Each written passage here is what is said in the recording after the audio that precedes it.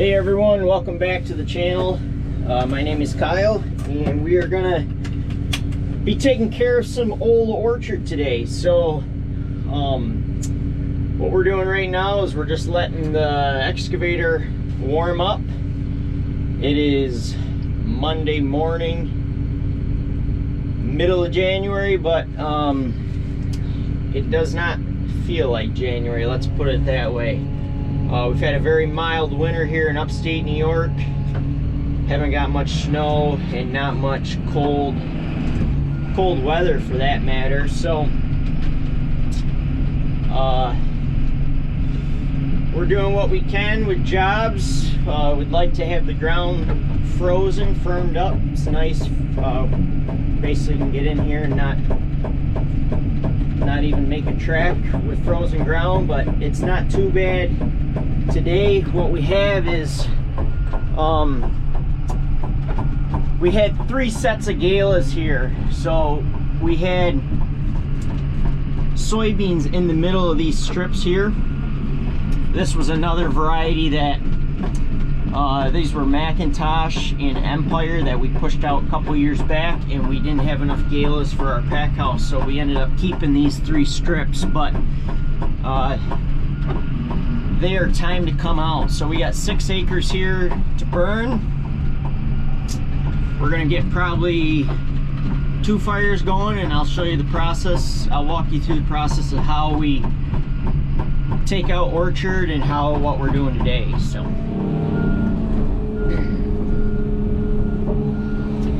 alright, so I hope you guys can hear me okay. We finally got these fires going. I ended up starting 2 fires today.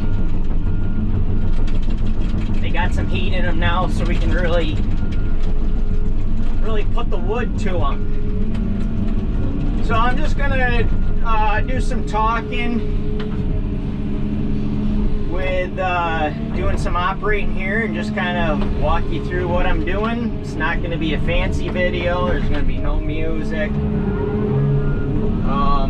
Yeah, and go from there. So over in the distance there, you can see standing orchard. So this is high density orchard.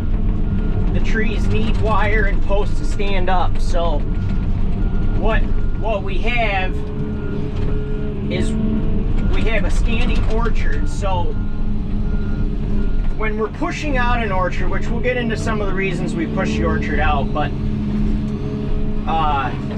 there's wire in between them. So what we do on our farm is we go through with our harvester machines.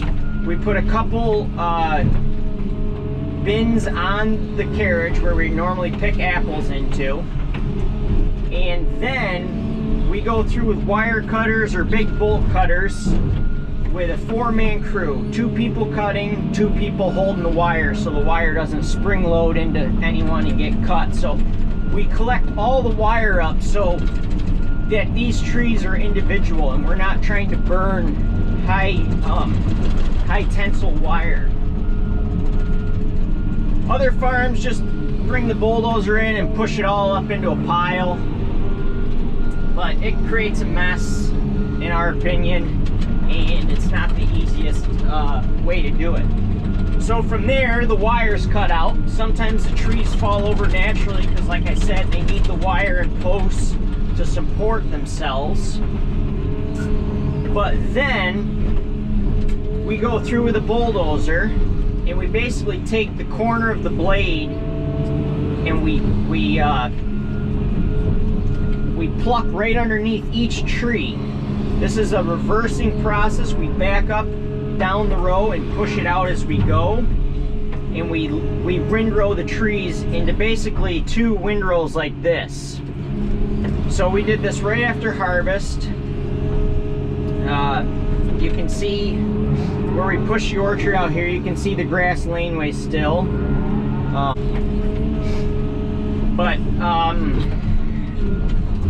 So then we push the trees out in a windrow. We let them sit for a while, depending when we can get to them. And they're basically drying, so then at that point we can burn them. So you may ask, why are you burning the trees? Well, you could push them up into a pile, and then push them into the hedgerow, and let them sit there for 25 years until they possibly are decomposed by then. And you can have that eyesore for 25 years. Or you can burn them. Or the new thing is you can chip them for applewood chips. And that's a process I really want to look into the future. One issue with it is there are some wires in these trees from the trees naturally growing into the tree. The wires are inside. We couldn't cut that piece out when we did the process. So there's little chunks of wire in some of the research.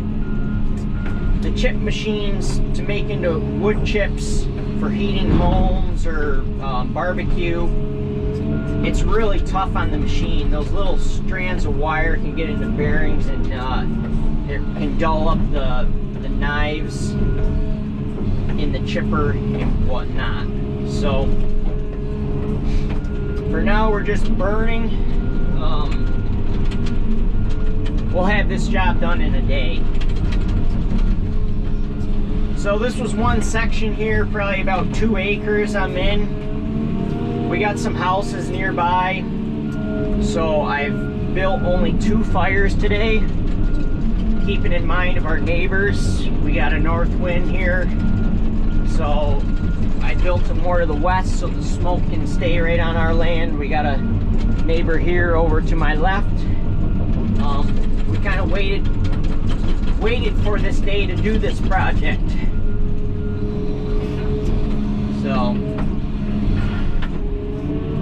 these are gala trees. I said that earlier. If you missed that, we decided to push them out because what we did is this block's getting older.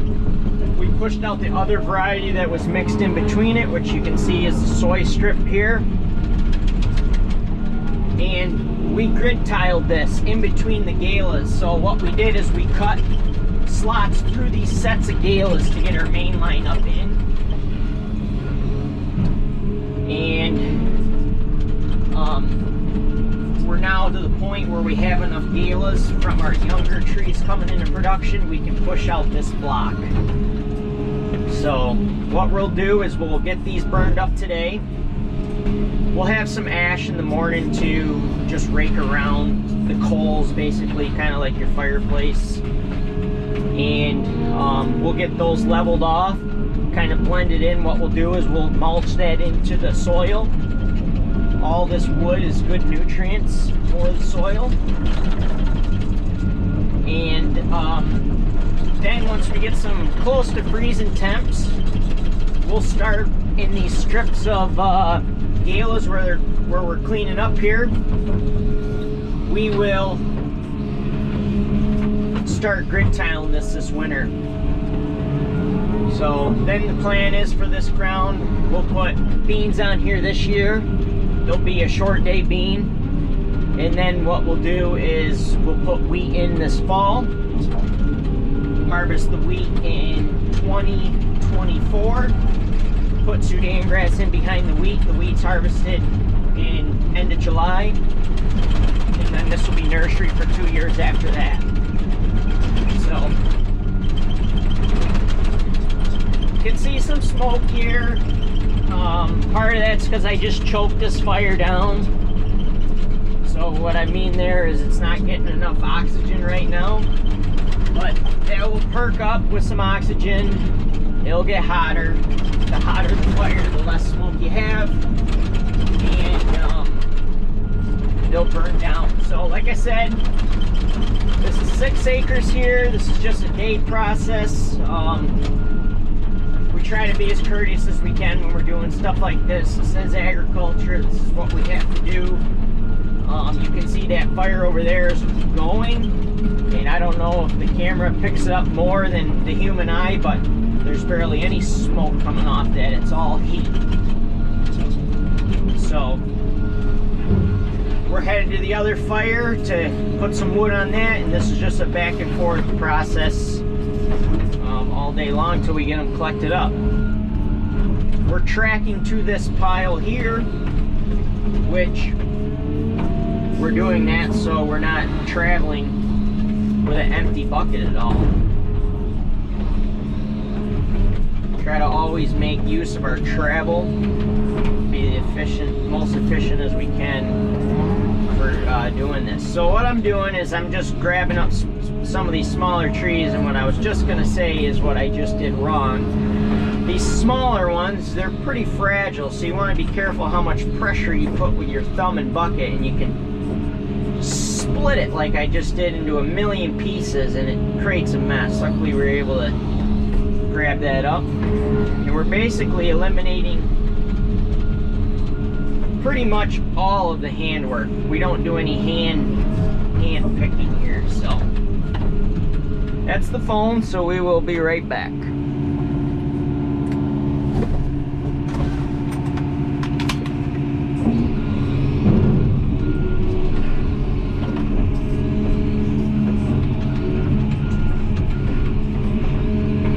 So, pretty easy day today. We got a little bit of wind, which is good.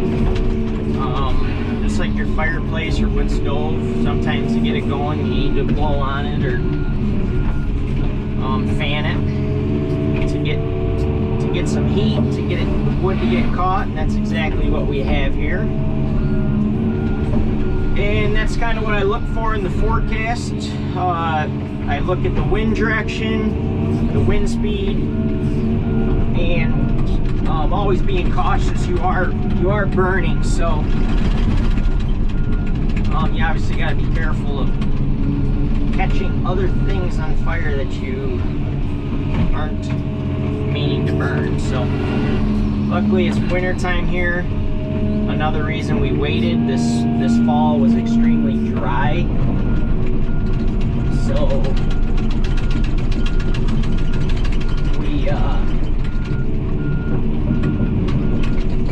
we're pretty safe to burn right now with just how wet everything is.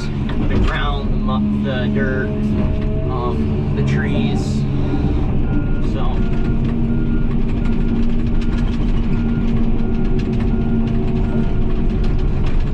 So why did we push this out? Galas are a very good marketable variety. This is an older strain of Galas, so what that means is it's kind of an older generation. There's better Galas out on the market, some that have more color, some that just naturally get more redder,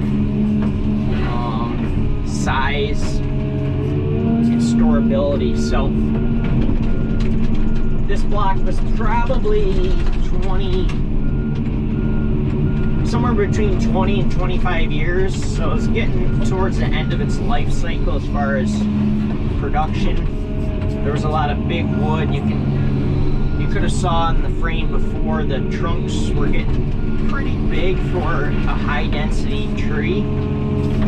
So with that, sometimes you get struggle of getting the younger wood, which is healthier for fruit production. The younger wood, younger fruit buds create a bigger apple. And yeah, but part of the reason is we need to get this ground opened up for our nursery. This was our old straight tree setup. So this was 3 by 13 foot planting. So it wasn't terrible, but like I said, we're gonna get this opened up for nursery, and then we'll get it planted back to orchard, I'd say, in the next 5 to 8 years would be my guess. Just to the west of us here, we have 2 more sets still of Buckeye Gala, which those are the only Buckeyes on our entire farm. And they probably should have got the bulldozer as well, but it's our only Buckeyes we have. They seem to store up really well in storage. At least last year they did. So push to keep them for one more year. We're planting a young block of Buckeyes it's going to be next spring. We'll probably try to get them in the fall, plant them this coming fall. So we are going to be able to push that block out next year. As we get some younger ones in production. Now, we can sell galas, but there's only so many galas you can harvest, so we decided to push these out, leave our harvest window during harvest for more younger blocks of gala, a little bit higher production, a little bit more efficient, a little bit more profitable blocks. So that's it. So I think kind of summed up most of what I'm doing here today. This is one of our excavators. This is a 210 John Deere. We upgraded to this machine actually two Novembers ago. So we almost have 1 year. We have a little bit over a year of owning this machine. We've had some downtime with it. We bought this machine during COVID, and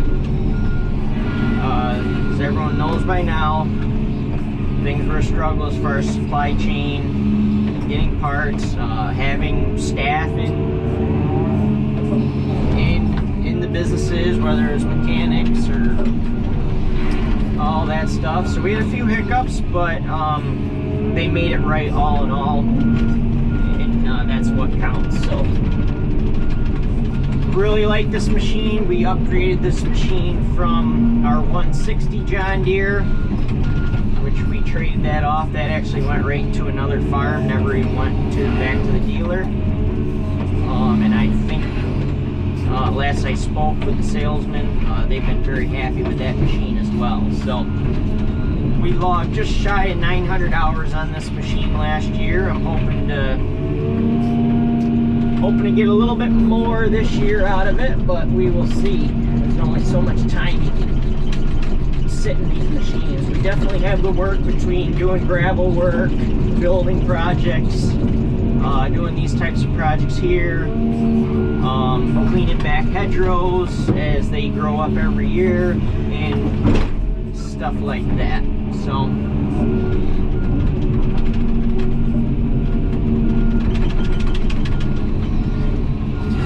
I know it's been a while since I did a video. I figured I'd just kind of show you what I was doing here today. Like I said, it's a nice, easy day. Phone's not ringing, not running around a million miles an hour, so figured it'd be a good time to just talk to you what I'm doing. This is going to be a nice video to edit. Basically just put it up on the iMovie and away it goes to YouTube. So that's probably going to be the end of this video. Thanks for watching. Hope you enjoyed tuning back in, seeing what we're doing on the farm. Even though it's winter, it's extremely busy.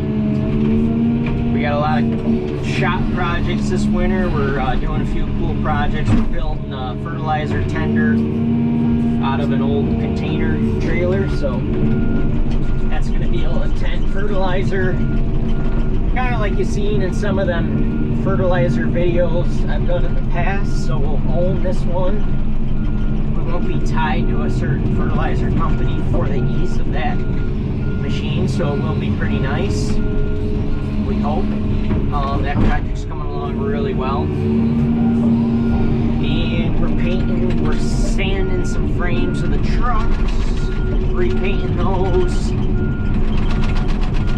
doing our annual winter service on most of the tractors, and still doing a lot of outside work because, like I said, the weather's just extremely mild this winter. Wish it was just a little bit colder, more snow. deal, so the lack of that this year's been a little sad, but that's the way it goes. So, thanks for watching.